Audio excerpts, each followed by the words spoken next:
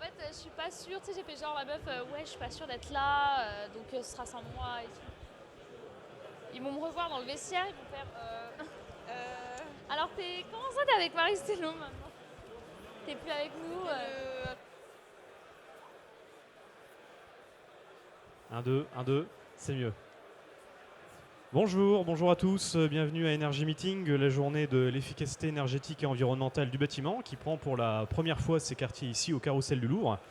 Je suis Corentin Patrijon, chef des rubriques économie et énergie à la rédaction de Bâti Actu. J'ai le plaisir de vous accompagner pour la suite et la fin de cette matinée sur cette conférence plénière intitulée RE 2020 et CAP 2030, biodiversité, surélévation, ENR, QAI et copropriété. Nos intervenants précédents ont déjà eu l'occasion de parler de beaucoup de choses, des enjeux énergétiques, de la RE 2020, de la construction passive ou encore de la qualité de l'air intérieur. On va maintenant se projeter un petit peu plus loin que le cap 2030 en regardant vers l'horizon 2050, tout en resserrant la focale à l'échelle du quartier. Nous accueillons pour cela Myriam Diguet, la directrice de l'atelier urbain de Paris La Défense. Bonjour madame. Bonjour. Et Romain Boursier, architecte urbaniste associé chez Architecture Studio. Bonjour monsieur. Bonjour. Vous allez donc nous retracer vos travaux de la démarche empreinte au tracé bleu. Voilà, vous avez la parole pour une vingtaine de minutes. On vous écoute. Bonjour, merci de nous accueillir ici. Donc en effet, on va vous parler d'empreinte et du tracé bleu. Alors, empreinte, c'est une démarche qui a été lancée par Paris La Défense en mars 2022, donc c'est assez récent.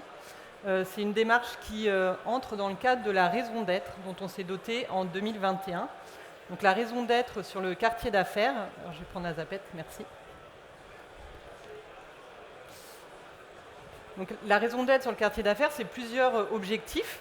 On en a une dizaine, peut-être rapidement les trois plus grands et ceux qui seront le plus visibles ou qui ont été le plus visibles. C'est bien sûr la végétalisation de la dalle. Donc on a voilà, un héritage de nos anciens constructeurs qui fait qu'aujourd'hui on est avec une grande dalle. Alors c'est un avantage et un inconvénient. L'avantage, c'est qu'on est sur du piéton aujourd'hui. Il y a plein d'endroits où on cherche à piétoniser. Nous, on est déjà sur du piéton. L'inconvénient, c'est qu'on n'a encore pas assez d'espace vert. Donc on a une grande ambition de végétalisation. On lance les travaux de ce qu'on appelle le parc dans 6 mois avec le cabinet d'Evin. Donc ça, c'est le premier grand objectif de notre raison d'être. Deuxième grand objectif, c'est d'embarquer avec nous tous les acteurs du territoire. Donc l'an dernier, se sont déroulées 3 séquences des états généraux des tours, où on a pu réunir 800 acteurs du territoire et on a pu réfléchir à des solutions pour notamment les transformations des bâtiments et des tours et pour accompagner la transition écologique qu'on souhaite sur le quartier d'affaires. Et troisième grand axe important, ça a été la démarche donc, empreinte, dont je vais vous parler aujourd'hui. Donc la démarche empreinte, l'objectif de cette démarche est d'aller chercher des projets innovants. Donc on a identifié 5 sites sur le quartier d'affaires que je vous présenterai tout à l'heure, 5 sites qui ont besoin aujourd'hui d'une nouvelle couture urbaine et 5 sites sur lesquels on souhaite proposer des projets innovants, exemplaires, avec des démarches qui permettront d'aller chercher voilà, peut-être plus loin que la réglementation actuelle, comme on a pu le faire par le passé sur le quartier d'affaires. On a les premiers bâtiments en acier qui sont arrivés sur le quartier d'affaires. On se dit que voilà, on peut aussi être exemplaire sur le volet environnemental. Alors la démarche empreinte, comme je le disais tout à l'heure, mars 2022, on a souhaité être dans un calendrier très serré. Parce que finalement, maintenant, face à la transition énergétique, face voilà, aux problèmes climatiques, on n'a pas le temps d'attendre. Donc on essaye d'être sur des démarches rapides. Il s'avère que l'immobilier, l'urbanisme, l'architecture sont des démarches plutôt qui prennent du temps. Donc mars 22, on lance une consultation. On a 6 mois après 16 groupements qui nous répondent pour 5 sites. Et on a donc dès juillet 2023 le choix d'un lauréat sur un site qu'on va voir tout à l'heure qui s'appelle Ségofin. Et octobre 2023, le choix d'un lauréat sur un site qu'on appelle Jean Moulin. On a cette semaine d'autres jurys pour les derniers sites et on pense qu'au MIPIM de cette année, on pourra présenter tous les projets lauréats. Alors les sites, alors aujourd'hui je vous en présente 4. On en a un 5e sur lequel on se pose encore des questions parce qu'on est sur des toutes petites surfaces et on ne sait pas si les tellement pertinent encore de continuer sur celui-là. Par contre, sur les 4 sur lesquels aujourd'hui on travaille et on avance, on peut voir qu'on est vraiment sur les franges du quartier d'affaires, donc de la Poire. On le verra tout à l'heure en détail, mais sur des infrastructures routières très très présentes. On est finalement sur des frontières, on a souvent des différences altimétriques très fortes, et donc avec un grand enjeu de venir reconstruire des morceaux de ville. Alors pour rentrer dans le concret, je vous présente les 2 premiers projets qui ont été lauréats. Donc je vous parlais tout à l'heure, Ségoffin et Jean Moulin. Donc le premier site Ségoffin, on se situe là au nord-ouest de la Défense. On peut voir sur la photo qu'on est vraiment sur voilà, donc de la voirie, une entrée de parking. Alors il y a des pistes cyclables qu'on conservera bien sûr, mais qu'on va pouvoir dévier. On a très peu d'espace vert. On est entre du bâtiment haut, qu'on peut voir à gauche, qui est d'ailleurs de l'habitation, hein, c'est la résidence des Dauphins, et sur du bâtiment plus bas, qui est à droite sur la photo, qui est côté Courbevoie, où là on est sur du bureau. Donc on est entre du logement, du bureau, entre la ville, le quartier d'affaires, et on souhaite ici proposer voilà, à nos candidats, à ceux qui ont répondu à la consultation, un site complexe mais plein d'ambition. Donc, dans les ambitions, on a bien sûr l'environnemental, donc ça c'est une donnée d'entrée imposée, mais on a aussi le sujet de la programmation, de la forme urbaine, de l'adressage et de la porosité. Donc l'objectif c'est d'avoir une empreinte environnementale minimum et d'avoir une empreinte sociétale maximum. Donc le projet lauréat, c'est Pitch Imo avec GA Smart Building qui ont remporté ce lot-là. Alors on avait vraiment 4 belles offres, le choix a été rude, mais je dirais que la grande différence sur ce projet, c'est qu'ils ont proposé un projet hors site. Alors projet hors site, je pense que tout le monde sait maintenant ce que c'est, mais en tout cas, c'est la construction de tours. Alors on est sur du moins de 50 mètres, donc on n'est quand même pas dans de l'IGH, on est toutefois dans de la grande hauteur, entièrement modulaire. Donc ce bâtiment-là sera demain construit entre 17 et 20 mois, donc très rapidement, 8000 m², avec 220 modules qui seront réalisés, alors je crois que c'est du côté des Vosges, et qui viendront à peu près un rythme de 8 par jour construire ce nouveau bâtiment. Donc la programmation qui est offerte ici, c'est du co-living. Donc on a Colonise qui s'est proposé pour ce groupement-là. Donc on va amener du logement sur la Défense. Ça aussi, c'est un enjeu fort d'empreinte et donc un objectif qu'il a atteint puisque ça fait longtemps qu'on n'a pas accueilli de logement sur la Défense. Donc là, on sera sur les premiers logements depuis 1990. Alors, je dirais à l'est de la Grande Arche puisqu'on a quand même des logements à l'ouest de la Grande Arche.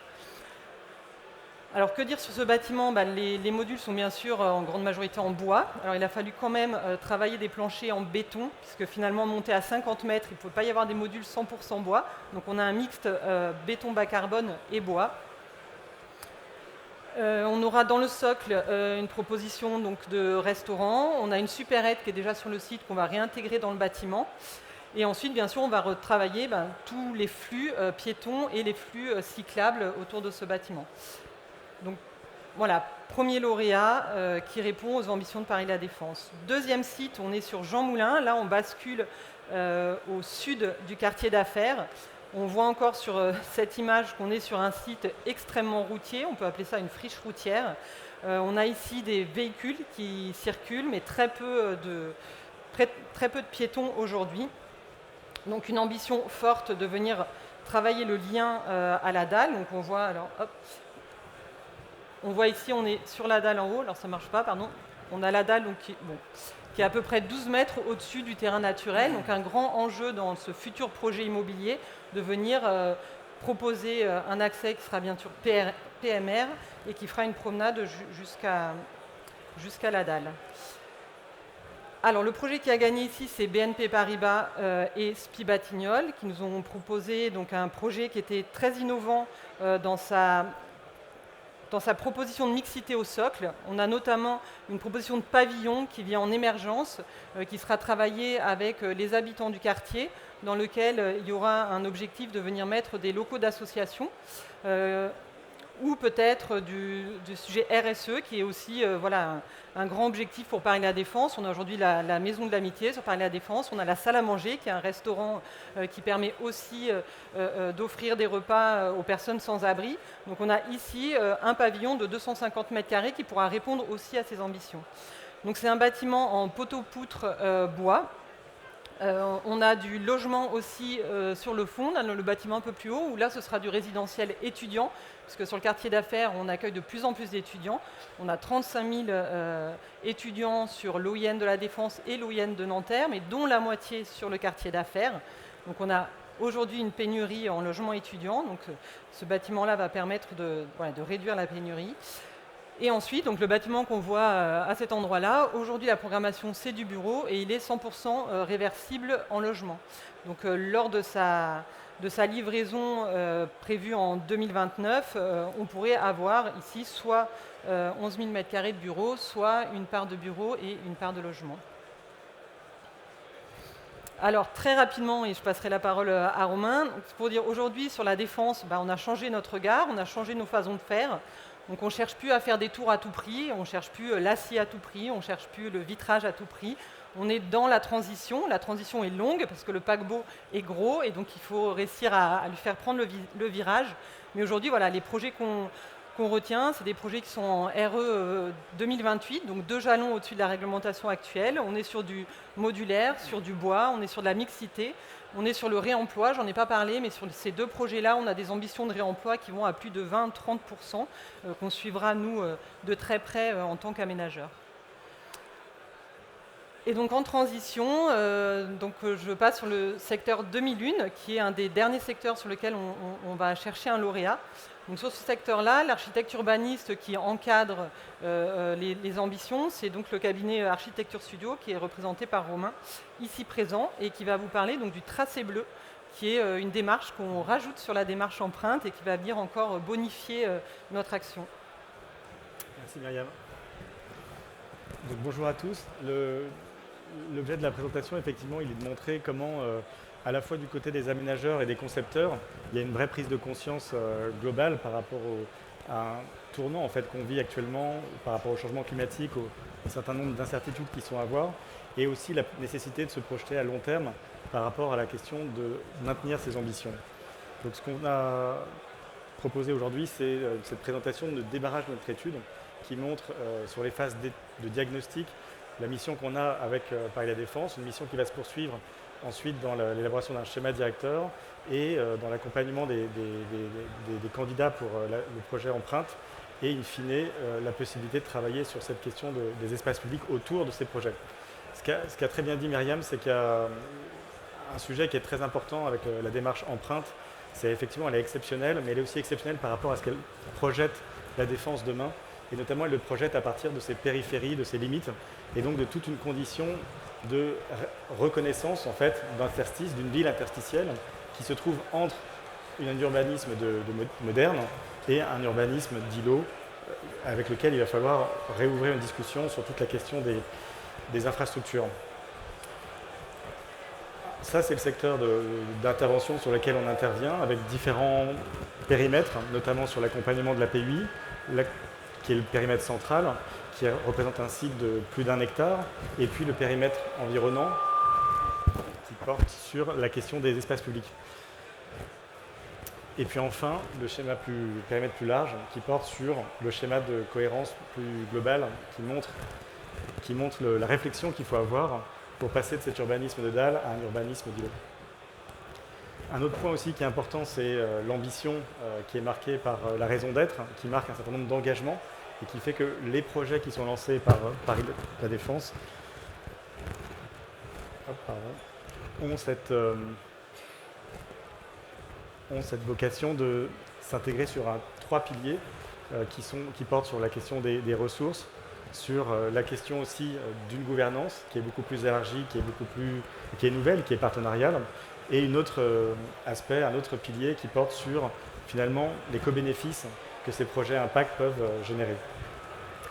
La démarche Tracé Bleu, elle est issue d'un travail prospectif qu'on a pu mener à l'agence et qui s'est concrétisé par un ouvrage publié aux éditions Actar et qui s'appuie sur 3 piliers fondamentaux qui portent justement sur ces questions de ressources dans un monde fini et qui nécessite d'envisager différemment l'accès aux gisements et aux ressources. Aussi sur la question des gouvernances qui sont intégrées dans les projets. On intègre effectivement la question du vivant, la question de la temporalité du temps long, des existants et des avenirs.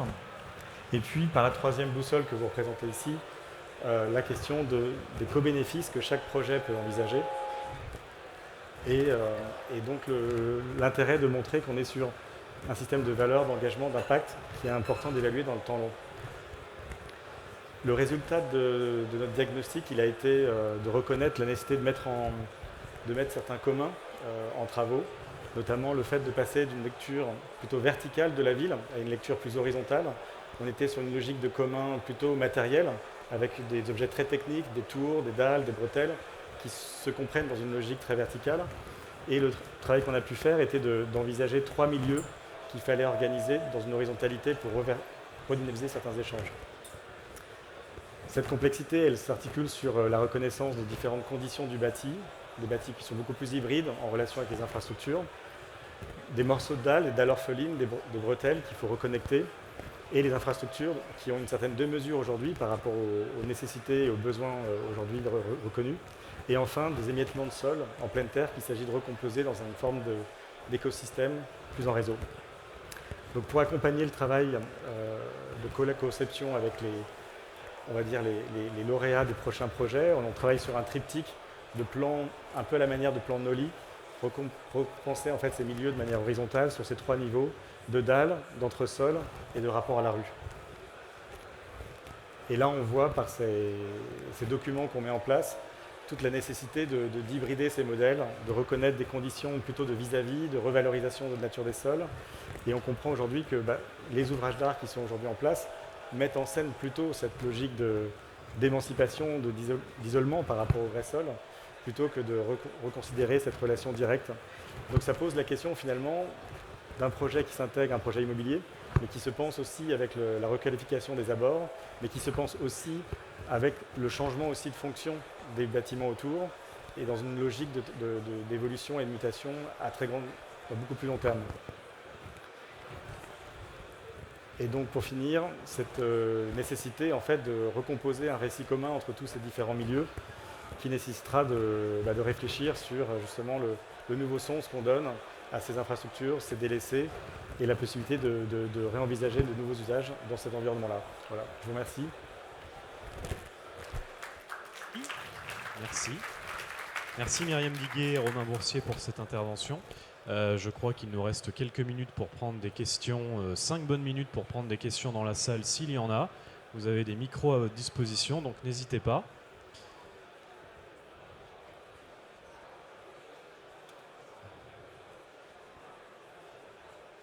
Peut-être s'il n'y a pas de questions, c'est vrai que c'est toujours un peu intimidant pour les questions. C'est vrai qu'aujourd'hui, voilà, sur le quartier d'affaires, on est sur un quartier qui est vieux, qui est ancien. Enfin, il est récent et en même temps, il est vieux et ancien. Et on a vraiment aujourd'hui à cœur de l'amener dans la transition énergétique.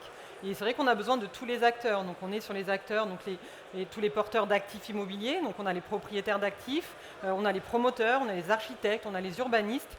Derrière, on a les bureaux d'études. Et c'est toute cette synergie-là qui fait qu'on va pouvoir accompagner le quartier dans sa transition. On n'est pas en quartier en rue, on n'est pas en ZAC, on n'est pas en PUP, on n'a pas de véhicule juridique en fait pour amener le quartier d'affaires dans sa transition. Mais on y travaille un peu comme un puzzle. On essaye d'avoir tous les morceaux de puzzle et on essaye de dessiner la défense de demain. Moi, pour le coup, j'ai une question. Ok. Est-ce que vous avez, j'imagine que oui, est-ce que vous avez pris en compte le fait que depuis le Covid, les tours de bureaux ont plutôt tendance à se vider à la Défense? J'ai noté que pour le projet Jean Moulin, les bureaux allaient être réversibles. Donc j'imagine que, bien sûr, c'est un élément que vous avez intégré à votre réflexion. Alors aujourd'hui, en effet, donc on est, alors ce trimestre-là, on est passé, enfin le dernier trimestre, on est passé en dessous des 15% de vacances. Le trimestre précédent, on était à 15,2. Donc il y a un sujet sur les tours. C'est un sujet qui commençait aussi un peu à exister avant le Covid. Le Covid est en fait un accélérateur. C'est un accélérateur pour tout le monde en fait. C'est aussi un accélérateur pour le quartier d'affaires. Donc déjà avant Covid, on avait le télétravail qui avait émergé. Déjà avant Covid, il y avait des tours qui arrivaient dans leur période d'obsolescence en fait. Voilà, on a un temps de vie de chaque bâtiment. Donc là, on a eu un accélérateur parce que finalement, on a beaucoup d'entreprises qui ont réduit leur surface. Donc c'est plutôt des entreprises qui ont réduit leur surface, qui ont libéré de la vacance. Et on a aussi, alors malheureusement, l'aménagement, c'est vrai que ce sont des cycles. Et en fait, on était dans un cycle, je dirais, où on était sur de la livraison au moment du Covid. Donc en fait, au moment du Covid, On a eu en livraison la Tour Éclat, la Tour Trinity, donc on a beaucoup de nouveaux actifs qui sont arrivés sur le marché et qui finalement sont venus récupérer les entreprises qui étaient dans des tours plus vieillissantes. Alors quelque part, c'est aussi une opportunité, parce que finalement, c'est 15% de vacances, on est plutôt sur les bâtiments vieillissants, et ça va finalement imposer les propriétaires, ça va les inciter à réfléchir à la transformation de l'actif, transformation soit en meilleur bureau, soit en logement.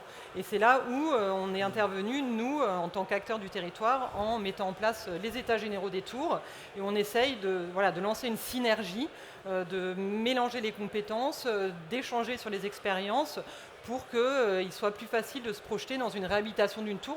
On a quelques-unes en ce moment. Il y a la tour Ariane, par exemple, qui fait peau neuve. On a d'autres tours où on essaye, nous, en tant qu'aménageurs, d'éviter la démolition-reconstruction. Donc on incite vraiment à la requalification. Et donc on accompagne le territoire dans cette transformation-là. Je ne sais pas si vous voulez rajouter quelque chose pour lancer. Non.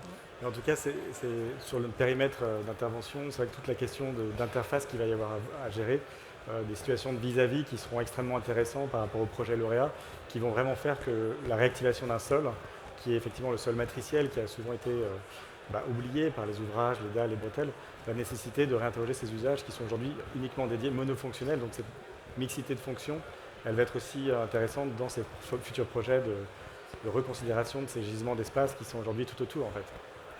Et aujourd'hui, on surfe sur l'opportunité de l'arrivée de très nombreux étudiants. Et donc, on réfléchit pour pouvoir offrir des loisirs et des services aux étudiants qui sont maintenant sur notre territoire. Tout un cadre de vie. Oui. Exactement. Est-ce qu'on a le temps éventuellement pour une toute petite question dans la salle? Ah oui, monsieur. Merci de vous présenter avant de poser votre question. C'est toujours plus intéressant de savoir qui est son interlocuteur. Patrice Cross, architecte.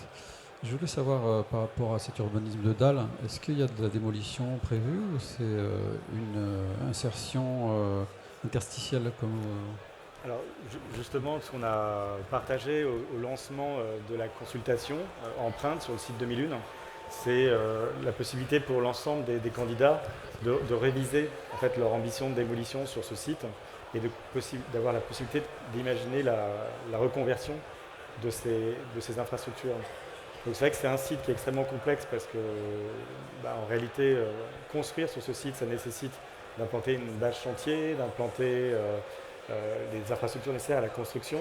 Et donc tout ce réseau en fait, présent est une forte contrainte. Néanmoins, on a vraiment sollicité les candidats à la possibilité de reconsidérer l'usage possible et l'intégration de ces bretelles, certaines, au maximum, dans leur projet, notamment pour des questions de desserte, mais aussi d'espace public qui pourraient être intégrés dans leurs propositions. Donc finalement, c'est plutôt la question de la décision de maintenir au maximum ces infrastructures qui réinterroge sur la question de la créativité, de la conception et de la qualité d'usage qu'on peut y articuler sur des nouvelles propositions construites autour ou paysagères. Donc vous allez retravailler un sursol, c'est ça? Un autre sursol? La question va se poser évidemment sur l'amendement des terres. Il y a un sol qui est aujourd'hui présent. On a calculé le coefficient de pleine terre et on demande aux candidats de se rapprocher le plus possible de l'état existant. Mais en même temps de l'améliorer dans les continuités écosystémiques qu'on peut créer, dans la possibilité de recréer ces continuités, les remettre en lien avec d'autres espaces publics en pleine terre, végétalisés, qui sont parfaitement en fait, ignorés dans les abords immédiats. Et donc toute la discussion, c'est justement de travailler sur la qualité de ces espaces-là, en lien avec ce qui est environnant, pour créer ces continuités écosystémiques. Et quid de la séparation radicale entre voitures et piétons Alors, c'est ce que j'ai rapidement évoqué sur ces milieux continus qu'on veut remettre en place. C'est qu'il y a eu effectivement, par une logique finalement dans les années 70-60 d'optimisation des flux, d'une séparation de tous ces principes-là. Là, l'idée, pas seulement, mais aussi avec les collectivités et le département, c'est de redonner une juste mesure en fait, à toutes ces infrastructures par rapport aux besoins observés, au comptage et à la possibilité de leur donner une coexistence possible avec d'autres modes qui sont décarbonés, qui sont piétons, qui sont vélos. On voit que là, il y a un enjeu qui est majeur avec les différences de rupture qu'il y a entre les dalles et le niveau sol, de quasiment 15 mètres. Donc on parle de podiums qui peuvent servir justement de marchepied pour passer d'une ville à une autre et aussi autant d'opportunités pour y articuler les offres de mobilité douce, de stationnement vélo, de vélos à la demande, de zones d'autopartage, qui permettraient justement de décarboner l'usage de mobilité demain à la Défense. Très bien. Merci. On va conclure là-dessus. Merci. Merci beaucoup Myriam Diguet. Je rappelle que vous êtes directrice de l'atelier urbain de Paris La Défense et Romain Boursier, architecte urbaniste associé chez Architecture Studio. Merci encore à tous les deux. Merci. Bonne journée. Merci. On peut les applaudir, effectivement, tout à fait. Ça ne fait jamais de mal. On continue, on enchaîne.